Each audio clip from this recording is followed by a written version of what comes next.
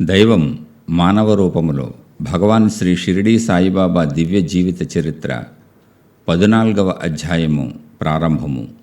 రక్షకుడు గణేష్ కృష్ణ కపర్డే 1854 ఆగస్టు 27వ తేదీన జన్మించినారు. మంచి తెలివితేటలు కలిగిన వీరు గొప్ప క్రిమినల్ లాయరుగా పేరు పొందారు.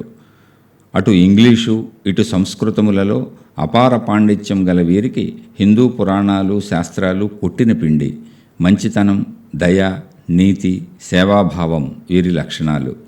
అప్పట్లో బ్రిటిష్ గవర్నమెంటుకు వ్యతిరేకముగా జరిగే స్వాతంత్ర పోరాటములో వీరి పాత్ర కూడా చాలా ఉన్నది. తీవ్ర దేశభక్తి కలిగిన వీరు లోకమాన్య బాలగంగాధర్ తిలక్కు కుడి భుజముగా పనిచేశారు. ఆ కాలములో వీరి సంవత్సరాదాయము సుమారు 90,000 నుండి 95,000 రూపాయల వరకు ఉండేది. అయినా వీరు చివరిలో ఎన్నో ఆర్థిక బాధలను అనుభవించారు. దీనికి కారణం వీరి దయాగుణం. వీరు ఎంతోమందికి ఎన్నో రకాలుగా సహాయం చేసి ఆదుకునేవారు. వీరి ఇల్లు నిత్యం అతిథులతో కిటకిటలాడేది. ఇంటి నిండా సేవకులు ఉండేవారు. కాలు కింద పెట్టవలసిన పని లేనట్లుగా జీవితం సాగినది. అటువంటి వ్యక్తి దేశ స్వాతంత్రం కొరకు తిరిగి చివరిలో డబ్బు లేక కాలినడకన ప్రయాణించిన సందర్భాలు కూడా ఉన్నాయి. బ్రిటిష్ గవర్నమెంట్ వారు స్వాతంత్ర పోరాట సందర్భములో ప్రజలను రెచ్చగొట్టారన్న నేరంపై లోకమాన్య శ్రీ బాలగంగాధర్ తిలక్ను అరెస్ట్ చేసి 6 సంవత్సరములు జైలు శిక్ష విధించారు. ఇది 1908 జూలై 22న జరిగినది. ఎలాగైనా సరే తమ నాయకుని విడిపించుకోవాలన్న లక్ష్యంతో లాయరు కావటం చేత కపర్డే ఇంగ్లాండ్ వెళ్ళి అనేక ప్రయత్నములు చేశారు. కానీ వారి ప్రయత్నములు ఫలించలేదు. చివరకు తిరిగి ఇండియా వచ్చేశారు. ఈ ప్రయత్నాలన్నీ ఆయన తన సొంత ఖర్చులతోనే చేశారు. తర్వాత 1910 సంవత్సరంలో మాండలే జైలులో ఉన్న తమ నాయకుడైన తిలక్ని దర్శించి వారికి తన ప్రయత్నాలు ఫలించలేదని చెప్పి 6/11/1910న ఇల్లు చేరారు. సుమారుగా 2 సంవత్సరాల 2 నెలలకు పైగా వీరు ఇంటిని వీడి దేశం కొరకు తిరుగుతూనే ఉన్నారు. దేశభక్తి, తను నమ్మిన సిద్ధాంతం కొరకు సర్వస్వము త్యాగము చేసే గుణం వీరిలో మనకు దర్శనమిస్తుంది. ఎంతటి వారు కనుకనే వీరికి సాయిబాబా వారి సన్నిధి భాగ్యం లభించినది. ఈ పోరాటాలతో అలసిపోయిన వీరి మనస్సు కలత చెందినది. అదే సమయంలో బాబావారిని గూర్చి విని ఉండటం వల్ల వీరు 6/12/1910లో షిరిడీ చేరుకొని సాయిబాబా వారి ప్రథమ దర్శనం చేసుకున్నారు. మొదటిసారిగా కొడుకుతో షిరిడీ చేరిన కపర్డే బాబావారిని దర్శించి వారు తెచ్చిన ఫలాలు బాబావారికి సమర్పించారు. బాబావారు దక్షిణ అడిగితే అది కూడా సమర్పించాడు. దక్షిణ అడిగారు అంటే బాబావారు ఆ వ్యక్తిని అనుగ్రహించినట్లే. కపర్డే నిత్యం బాబా వద్ద మసీదులో కూర్చునేవాడు. బాబావారు ఎందరికో సంబంధించిన అనేక నిగూఢ విషయములు వారికి చెబుతూ ఉండేవారు. అవి ఆ వ్యక్తులకు తప్ప వేరే వారికి అర్థమయ్యేవి కావు. వారి మాటలు, చేష్టలు అన్నీ నిగూఢంగానే ఉండేవి. ఒకరోజు ఉన్నట్లుండి కోపంతో బాబావారు ద్వారకామాయిలో అరుస్తున్నారు. కారణమేమిటి అని కపర్డే అడిగితే తనను నూనె వ్యాపారస్తుడు నిందిస్తున్నాడు అని చెప్పారు. ఇంకొకసారి భక్తుల మధ్య ప్రసాదం పంచుతూ కొట్టొద్దు అని కేకలు వేశారు. ఇలా ఎందుకు అన్నారు అని అడిగితే పాటిల్ కుటుంబం వారు ఆస్తి భాగాలు పంచుకుంటూ పోట్లాడుకుంటూ ఒకరితో ఒకరు దెబ్బలాడుకుంటున్నారని, అందుచేత అలా అరిచానని చెప్పారు. సరిగ్గా అదే సమయంలో అక్కడ పాటిల్ ఇంటిలో గొడవలు జరిగినట్లుగా తర్వాత తెలిసింది. ఒక సందర్భంలో కపర్డేను చూస్తూ బాబావారు, ఈ ప్రపంచం విచిత్రమైనది. ఇక్కడ అందరూ నావారే. నేను అందరినీ సమభావంతో చూస్తాను. అందరికీ అన్నీ సమానముగా ఇస్తాను. అయినా కొందరు దొంగలవుతున్నారు. వారిని నేనేమి చేయగలను? మరణానికి దగ్గర పడుతున్నవారు కూడా ఇతరుల మరణానికి పన్నాగాలు పన్నుతున్నారు. వారు నా మనస్సునెంతో బాధ పెడుతున్నారు. వారు నన్ను ఎంతగా బాధిస్తున్నా నేను మాట్లాడక ఊరుకుంటున్నాను. భగవంతుడు చాలా గొప్పవాడు. ఆయన ప్రతినిధులు సర్వత్రా ఉన్నారు. వారు ఎంతో శక్తి సంపన్నులు. భగవంతుడు ఇచ్చిన దానితో మనం తృప్తిగా జీవించాలి. నేను చాలా శక్తివంతుడును. నేనిక్కడ 10,000 సంవత్సరాల క్రితం కూడా ఉన్నాను అన్నారు. బాబావారి ఈ వాక్కులు వారి సర్వజ్ఞతను సూచిస్తున్నాయి. సర్వాంతర్యామి, సృష్టికర్త, విధాత, ఆత్మస్వరూపి అయిన ఆ తండ్రి మానవులను ఉద్ధరించే నిమిత్తం అవతరించడం జరుగుతుంది. యావత్ సృష్టి భగవంతునిదే కనుక అందరూ ఆయనకు సమానులే. ఎటువంటి పక్షపాతము లేక ఆ ప్రభువు అందరికీ అన్నీ సమానముగానే ప్రసాదించినప్పటికీ కొంతమంది ఈర్ష్య, స్వార్థ ద్వేషాలతో కోరికలకు బానిసలై దైవాన్ని మరిచి ప్రవర్తిస్తూ ఉంటారు. అమాయకులను దోచుకుంటూ, ఇతరులకు ఇబ్బందులు కలిగిస్తూ, బాధ్యతలను మరిచి జీవిస్తూ ఉంటారు. వారు చేసిన దుష్కర్మల ఫలితాలను అనుభవించవలసి వచ్చినప్పుడు ఆ బాధలు భరించలేక దైవం చెంతకు లేక మహాత్ముల చెంతకు చేరతారు. మహాత్ముల రూపంలో అనేకముగా అవతరించిన దైవశక్తి ఎంత బోధించినా మారక ఇతరులను బాధిస్తూ జీవించే వారిని చూస్తే విసుగు కలగక తప్పదు. మారని ఈ మానవులను చూచి బాధపడక తప్పదు. ఈ సమాజాన్ని చూచి సాయినాథుని మదిలో కలిగిన బాధ వారి వాక్కులలో కనిపిస్తున్నది. ప్రతి సాయి భక్తుడు ఈ విషయములను గమనించాలి. భగవంతుడు ఇచ్చిన దానితో మనము తృప్తిగా జీవించాలి అన్న సాయి బోధను అందరూ గ్రహించి ఆచరించాలి. ఇలా జీవించే వారిని తాను తప్పక రక్షిస్తాను అంటూ తాను చాలా శక్తివంతుడనని, జన్మజన్మలకు వదలక తనను శరణు కోరిన వారిని రక్షిస్తానని బాబావారు చెబుతున్నారు. అందుకు నిదర్శనలు వారి ఈ జీవిత చరిత్రలోని అనేక సంఘటనలు. పైమాటలు బాబావారు కపర్డేతో చెప్పినప్పటికీ అవి ప్రతి భక్తుడు గ్రహించవలసిన విషయములు. కపర్డేతో ఈ మాటలు చెప్పిన బాబా వారిని ఏ విధంగా వెంట ఉండి కాపాడినది తెలుసుకుందాము. బ్రిటిష్ వారికి వ్యతిరేకముగా జరిగే స్వాతంత్ర సంగ్రామంలో తిలక్ను అరెస్టు చేసిన తరువాత జరుగుతున్న జాతీయ ఉద్యమాన్ని బ్రిటిష్ ప్రభుత్వము అణిచివేయటం మొదలుపెట్టింది. అనేక మంది నాయకులను ఎక్కడికక్కడ అరెస్టు చేసి జైళ్లల్లో వేస్తున్నారు. తిలక్ను విడిపించటానికి తీవ్ర ప్రయత్నాలు చేసినందువల్ల కపర్డేపై కూడా వారి కన్ను ఉన్నది. కానీ ఆ సమయంలో వారు షిరిడీలో బాబావారి చెంత ఉండుట వలన అక్కడ ఉద్యమాలలో వీరు కనపడలేదు. బ్రిటిష్ వారు వీరి కొరకు వెతికి షిరిడీలో ఉన్నారన్న సమాచారంతో అక్కడ కూడా వీరిపై నిఘా ఏర్పరిచారు. అయితే సాయి సన్నిధిలో రాజకీయాలను వదిలి పూర్తి ఆధ్యాత్మిక వాతావరణంలో ఉన్న కపర్డేను పట్టుకోవటానికి వారికి ఏ దారి దొరకలేదు. సరిగ్గా ఈ సమయంలోనే కపర్డే భార్యతో బాబా గవర్నరు వచ్చాడని, తాను తన వద్దనున్న త్రిశూలముతో అతన్ని బయటకు నెట్టి సమాధానపరిచానని చెప్పారు.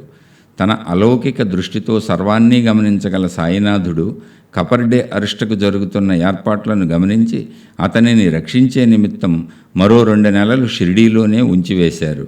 అయితే కపర్డేపై కన్ను ఉంచిన ప్రభుత్వము అతనిని అరెస్టు చేయక అతనిపై నిఘా ఏర్పాటు చేసింది. నటేకర్ అనే వ్యక్తిని కపర్డేను గమనించవలసిందిగా పంపారు. అతను కపర్డేను అనుసరిస్తూ హంస అనే మారుపేరుతో షిరిడీలో ప్రవేశించి తను హిమాలయాల నుండి వచ్చిన సాధువునని పరిచయం చేసుకొని కపర్డే కుటుంబానికి దగ్గరైనాడు. కపర్డే ఇంటిలో 1 నెల రోజులు అతిథిగా గడిపి రహస్యంగా కపర్డే డైరీలు దొంగిలించాడు. వాటిలో బ్రిటిష్ గవర్నమెంట్ వారికి వ్యతిరేకముగా వివరాలు దొరకకపోవడం చేత అతనిని ఏమీ చేయక వదిలివేశారు. అయితే జరుగుతున్న సర్వం సాయికి తెలుసు కనుక కపర్డేను తన వద్దనే ఉంచుకొని అతనికి అవసరమైన మానసిక స్థైర్యాన్ని అందించారు. ఎంతో ధనాన్ని సంపాదించి విలాసవంతమైన జీవితాన్ని గడిపిన కపర్డే నిరుపేదగా మారినప్పటికీ సాయి సన్నిధిలో ఏనాడు అతను అసంతృప్తికి లోను కాలేదు. పైగా ఎన్నో ఆధ్యాత్మిక విషయాలను తెలుసుకొని ఎంతో తృప్తిగా జీవించాడు. ఈ సందర్భంలో ఒకసారి సాయిబాబా కపర్డేను ఉద్దేశించి, కా సర్కార్, ఏం పెద్ద మనిషి అంటూ దేవుడు ఎలా ఉంచితే అలా ఉండాలి అని చెప్పారు. ఒక సందర్భంలో బాబా కపర్డేతో తాను ఒక చోటుకు వెళ్ళానని, ఆ గ్రామ పెద్ద అక్కడ సరైన మార్గం ఏర్పరిచే వరకు తనను వెళ్ళనివ్వలేదని, అందుకే తాను మొక్కలు నాటి అక్కడ నడకదారి ఏర్పరిచి ఆ గ్రామ పెద్దకు ఆనందము చేకూర్చానని చెప్పారు. ఇది బహుశా తన అవతార లక్ష్యం గూర్చి బాబావారు చెప్పి ఉండవచ్చు. అడ్డదిడ్డముగా అస్తవ్యస్తముగా ఉన్న ఈ ప్రపంచంలో నీడనిచ్చే మొక్కల లాంటి మంచి మనుషులను తయారు చేసి సరైన శుభ్రమైన మార్గం ఏర్పరుస్తాను అని బాబావారు చెబుతున్న దానికి అర్థం అయి ఉండవచ్చు. దీనికి కారణం వారి ఈ క్రింది పలుకు: ప్రపంచము చాలా చెడ్డది, మనుష్యులు ఇదివరకటిలా లేరు. పూర్వం ప్రజలు చాలా ప్రశాంతముగా నిజాయితీగా జీవించేవారు. కానీ ఇప్పుడు ఒకరిపై ఒకరు నమ్మకం లేకపోవటం చేత చెడు గురించే ఆలోచిస్తున్నారు. ఈ మాటలు చెబుతున్న సందర్భంలోనే ఒక వ్యక్తితో బాబా, నేను తప్ప నిన్ను చూచేవారెవరూ లేరు అన్నారు. అంటే ప్రజలు ఇలా ఉన్నారు కనుక వారిని సరైన మార్గంలో పెట్టి వారిని సంస్కరించి అందరూ కలిసిమెలిసి జీవించటానికి వీలుగా సరైన త్రోవ వేస్తానని, ఆ విధంగా చేయవలసిన బాధ్యత దైవముగా తనదేనని సూచించి ఉండవచ్చు. సంపూర్ణ నిరాకార పరబ్రహ్మ అయిన ఆత్మశక్తి ఒక రూపము దాల్చి సాయిగా మానవ రూపంలో అవతరించినది. అయితే నిరాకారం ఆకారం దాల్చినప్పుడు ఒక పరిమితికి లోబడక తప్పదు. ఆ పరిమితే తాను ధరించిన ఆకారము, శరీరము. ఆ ఆకారాన్ని సంబోధించేది నామము. దైవమనేది ఒకటే అయినా అనేక చోట్ల అనేక రూపాలతో అక్కడి దేశకాల పరిస్థితులకు తగ్గట్లుగా అవతరిస్తుంది. ఇలా అవతరించి మానవులలో మానవుడిగా ఉంటూ మానవ చేష్టలు చూసి విసుగు చెందిన సందర్భాలు అనేకం ఉన్నాయి. ఆ సందర్భములలో తను ఈ ఉద్ధరణ కార్యక్రమము వదిలివేద్దామనుకున్నప్పుడు నిరాకార ఆత్మశక్తిగా తాను తన స్వీయ సంకల్పం చేత వచ్చిన విషయం గుర్తుకు వచ్చి మరలా అది తన కర్తవ్యముగా భావించి ఉండవచ్చు. ఆ సందర్భములోనే నిరాకార ఆత్మశక్తిని గ్రామ పెద్దగాను, ఆకారం ధరించిన తనను తాను విడిగాను మనకు అర్థమయ్యే రీతిలో చెబుతూ తన అవతార లక్ష్యాన్ని సూచించారు. ఈ విషయాన్ని బలపరిచే సంఘటన కోర్టు వారికి బాబావారు ఇచ్చిన సమాధానం. తాను తన తండ్రి ఒక్కడేనని సూచించారు. కపర్డేను చాలా కాలం షిరిడీలోనే ఉంచిన బాబా ఆయన భార్యను కూడా ఆధ్యాత్మికముగా ఎంతో ముందుకు నడిపించారు.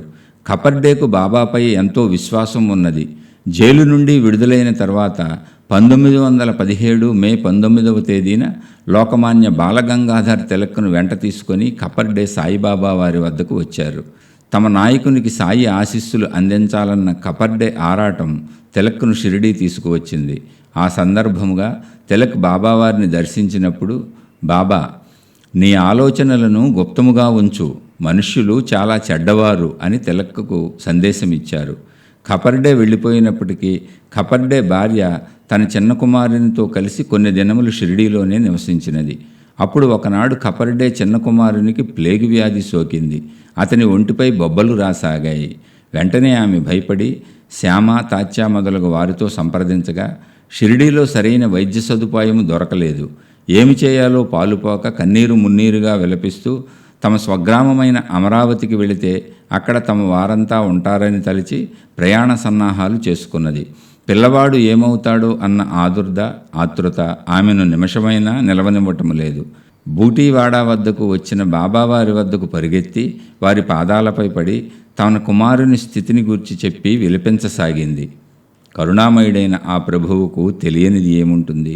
వారు వెంటనే ప్రేమతో, అమ్మా, ప్రస్తుతము ఆకాశము మేఘావృతమైనది, కొద్దిసేపటికి మబ్బులు చెదిరిపోయి ప్రశాంతత ఏర్పడుతుంది అంటూ వారు తొడుక్కున్న కఫ్నీని పైకెత్తి చంకలో కోడిగుడ్లంత పెద్దవిగా ఉన్న 4 ప్లేగు బొబ్బలను చూపించి, తల్లి, చూశావా, నా భక్తుల కొరకు, నన్ను నమ్మిన వారి కొరకు నేను ఏ విధముగా కష్టములను అనుభవిస్తానో. నా నిజభక్తులు దుఃఖించుట నేను చూడలేను. వారి కష్టములు నావే, స్వయముగా నేనే వాటిని భరిస్తాను అని చెప్పారు. మీ భారములు నాపై పడవేయుడు, నేను మోసెదను అన్న సాయినాథుని అభయవాక్యానికి ఇది చక్కటి ఉదాహరణ. ఆ ప్రభువుకు తన భక్తుల యందు కల ప్రేమ వర్ణించలేనిది. వీరు భక్తుల నుండి కేవలము దృఢమైన విశ్వాసమును మాత్రమే కోరేవారు. ఆ విశ్వాసమున్న ప్రతివారిని రక్షించేవారు. అంతటి విశ్వాసాన్ని మనకు కూడా ప్రసాదించమని, వారి ప్రేమకు పాత్రులుగా మనను కూడా మార్చమని సాయినాథుని ప్రార్థిద్దాము. సాయినాథుని దివ్య ఆశీస్సులతో మరణము నుండి మేల్కొన్న మాలంబాయి కథను తెలుసుకుందాము. శ్రీమతి మాలంబాయికి క్షయరోగము వచ్చి ఎన్ని మందులు వాడినా, ఎందరు వైద్యులను సంప్రదించినా నయము కాలేదు. చివరికి బాబావారి కీర్తి విని వారిని దర్శించాలని షిరిడీ వచ్చినది. బాబా ఆమెను ఆశీర్వదించి క్రింద పడుకోవద్దని, కేవలము దుప్పటి మీద మాత్రమే పడుకోమని, ఎటువంటి ఆహారము తీసుకొనక కేవలం నీరు మాత్రమే తీసుకోమని చెప్పారు.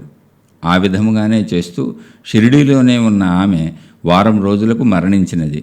మామూలుగా ఉదయమే లేచి తన కార్యక్రమములను కొనసాగించే బాబావారు ఆనాడు 8 గంటలైనా ఇంకా లేవలేదు. భక్తులు ఎవరికీ బాబావారిని నిద్రలేపే ధైర్యం లేక వారి కొరకు ఎదురుచూస్తూ మరణించిన మాలంబాయి దహనానికి ఏర్పాట్లు చేస్తున్నారు.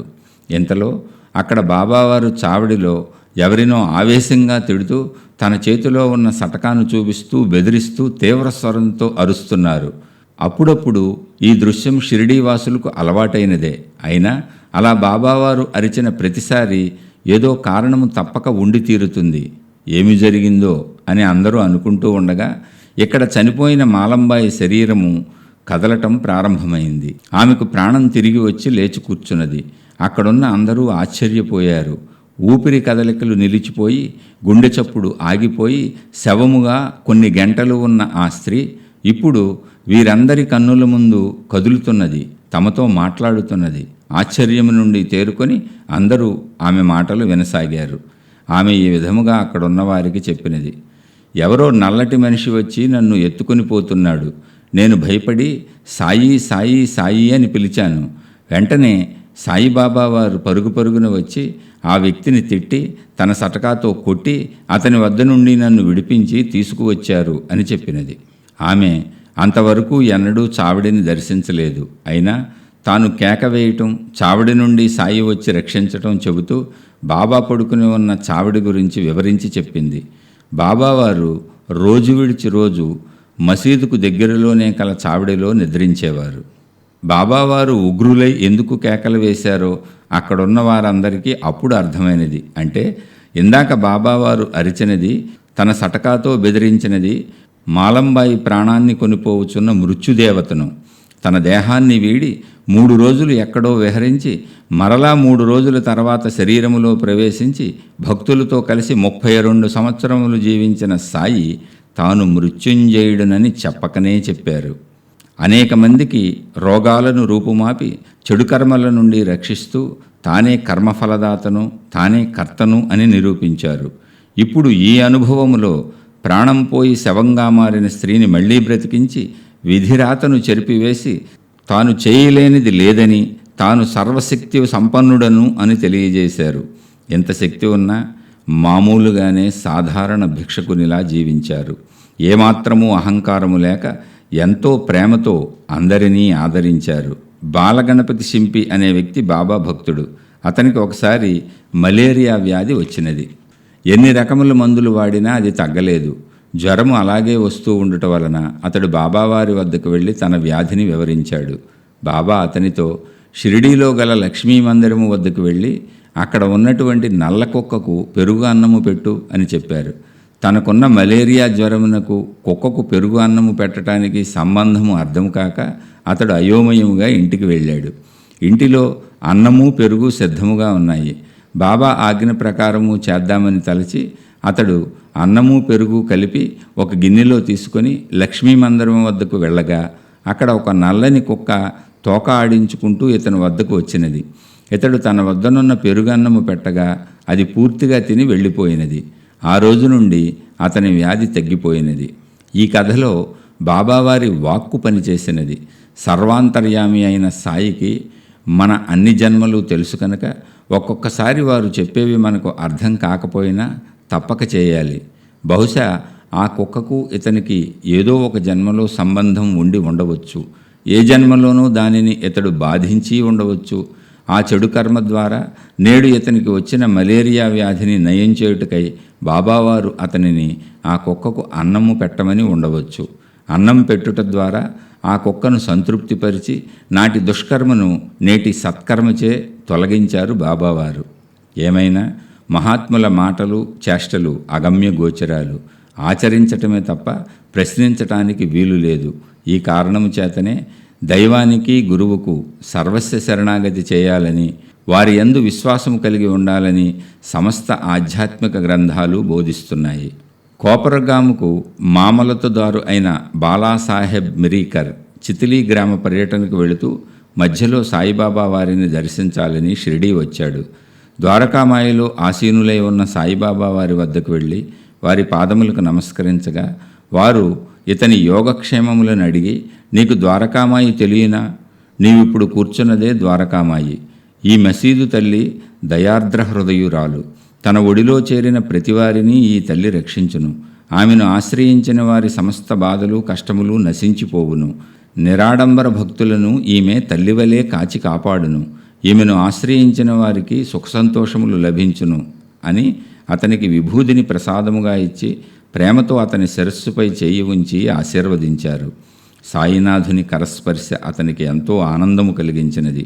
ఆశీస్సులను అందుకొని తన పర్యటనకై వెళుతున్న అతనితో బాబా తన చేతిని పాము పడగవలే పెట్టి అతనికి చూపిస్తూ, నీకు ఆ పొడుగాటివాడు తెలుసా? అదే సర్పము. అతడు భయంకరమైనవాడు, దుర్మార్గుడు. అయినా ఈ ద్వారకామాయి బిడ్డలను అతడు ఏమి చేయగలడు? ఈ ద్వారక తల్లి రక్షించుతుండగా అతడు నిన్నేమీ చేయలేడు అన్నారు. బాబావారు శ్యామాను పిలిచి, నీవు కూడా బాలాసాహెబ్కు తోడుగా చితలీ గ్రామము వెళ్ళు అన్నారు. బాబా ఆజ్ఞానుసారము బాలాసాహెబ్, శ్యామ కలిసి చితలీ వెళ్ళారు. వారు చితలీ గ్రామము చేరేటప్పటికి రాత్రి 9 గంటలు అయింది. వారు ఆంజనేయస్వామి మందిరములో విశ్రమించారు. అక్కడంతా చీకటిగా ఉన్నది.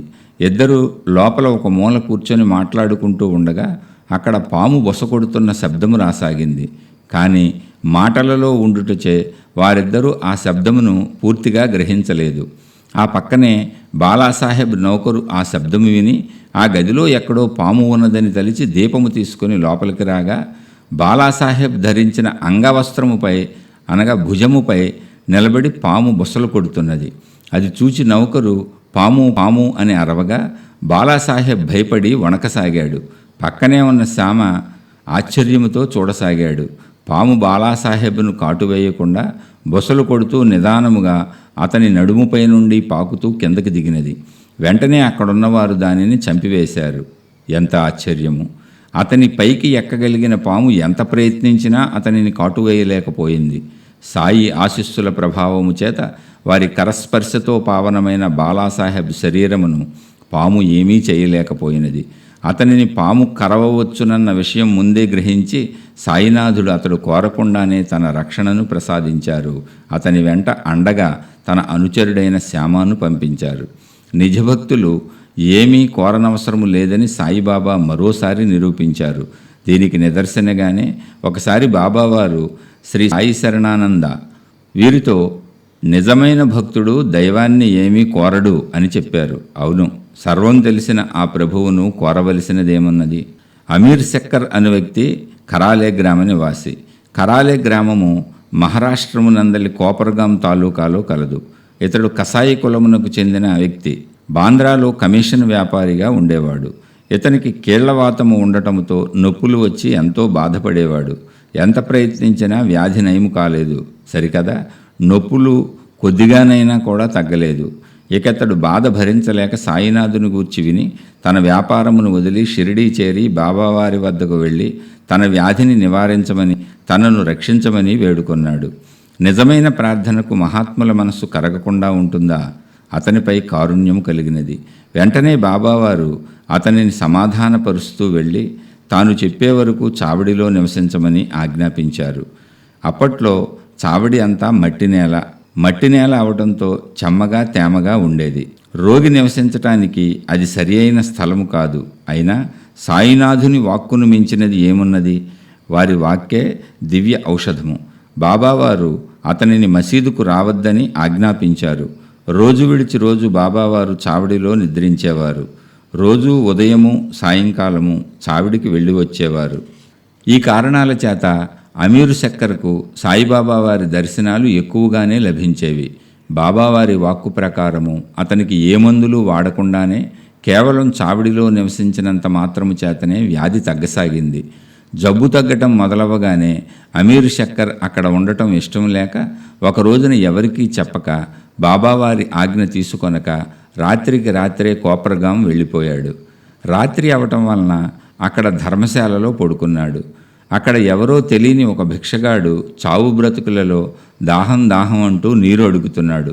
అతనికి సాయపడాలన్న తలంపుతో అమీర్ శక్కర్ వెళ్ళి నీరు తెచ్చి ఇవ్వగా ఆ నీటిని తాగి ఆ ఫకీరు మరణించాడు. అక్కడ ఎవరూ లేకపోవటంతో ఆ మరణానికి కారణము తనే అని అనుమానిస్తారేమోనని భయపడి సాయి ఆజ్ఞ లేనిదే షిరిడీ విడిచి రావటము తప్పని భావించి తిరిగి షిరిడీ చేరి ఎప్పటి వలె చావడిలో నివసించి తన రోగమును పూర్తిగా పోగొట్టుకున్నాడు. బాబావారు రోజు విడిచి రోజు చావడిలో నిద్రించేవారు. అప్పుడు అమీరు శక్కర్ కూడా అక్కడే బాబావారి దగ్గరే పడుకునేవాడు. ఒకనాడు బాబావారు తన సేవకుడైన అబ్దుల్ను పిలిచి, ఓ అబ్దుల్, నా పరుపు వైపు దుష్టప్రాణి వచ్చినట్లున్నది చూడు అని కేక వేశారు. అబ్దుల్ దీపం తీసుకొని రాగా బాబావారు పడుకున్న ప్రదేశమంతా వెతికినా ఏమీ కనపడలేదు. అయినా ఊరుకోక బాబా తన సటకాతో నేలపై కొట్టి సరిగా చూడమని చెప్పారు. ఈ తతంగమంతా గమనిస్తూ ఉన్న అమీరుకు అది బాబా తనకు చేయుచున్న హెచ్చరికగా అనిపించినది. 9 నెలలు బాబా సాంగత్యంలో ఉండటం వలన అతనికి బాబావారి యొక్క నిగూఢమైన మాటలు, వారి నిగూఢ చర్యలు బాగా అర్థమయ్యేవి. వెంటనే అతను లేచి తన పక్క వద్ద చూడగా అక్కడ దిండు వద్ద ఒక పాము పడగెత్తి తలను అటు ఇటు ఆడిస్తూ కనిపించినది. వెంటనే దానిని చంపివేశారు. అది అమీరు తల దగ్గర ఉన్నది. ఈ విషయము తెలియని అమీరు హాయిగా నిద్రిస్తున్నాడు. సర్వాంతర్యామి అయిన ఆ తండ్రి తన ఆజ్ఞ ప్రకారము అక్కడ నివసిస్తున్న భక్తుడిని రక్షించక వదిలివేస్తారా? బాబావారు ఈ విషయము గ్రహించి పాము అతనిని కరవకముందే కేకలు వేస్తూ పామును బెదిరిస్తున్నట్లుగా సటకాను నేలపై కొట్టారు. అతనిని రక్షించారు. వారి కరుణ అపారము, వారి సర్వజ్ఞత అమోఘము, వారి శక్తి అద్వితీయము, వారు అనంతము. ఈ పాము గండము నుండి తప్పించుటకై బహుశా బాబావారు అమీరు శక్కరును అంతకాలము తమ వద్దనే ఉంచుకొని ఉండవచ్చు. అతను కోరినది వ్యాధి నివారణ, కానీ సాయి ఇచ్చినది ప్రాణదానము. ఆ తర్వాత బాబా ఆజ్ఞను పొంది అమీరు శక్కరు తన స్వగ్రామము చేరుకొని ఏ బాధలు లేక సుఖముగా జీవించాడు. భగవాన్ శ్రీ షిరిడి సాయిబాబా దివ్య జీవిత చరిత్రలోని 14వ అధ్యాయము సమాప్తము. శ్రోతలారా, బాబావారే స్వయముగా వారి నోటితో శ్రీ సాయి శరణానంద గారికి చెప్పినటువంటి వాక్యమును మనం చక్కగా గుర్తుపెట్టుకోవలసినటువంటి అవసరం ఉన్నది. నిజమైన భక్తుడు దైవాన్ని ఏమీ కోరనవసరము లేదు. దైవానికి సర్వము తెలుసు. ఇది నిజమైన భక్తి. మనం కూడా ఇలా నిజమైన భక్తితో బాబావారిని అనుసరించే ప్రయత్నం చేద్దాం. మనకు కావలసిన సర్వము ఆ దైవమే సమకూరుస్తారు. మనం మంచిగా జీవిస్తూ ధర్మ మార్గములో నడుస్తూ బాబావారి దివ్య సహాయముతో ఆధ్యాత్మికముగా ముందుకు నడిచే ప్రయత్నం చేద్దాము. శుభమస్తు. మీకు, మీ కుటుంబ సభ్యులకు మేలు చేకూరుగాక.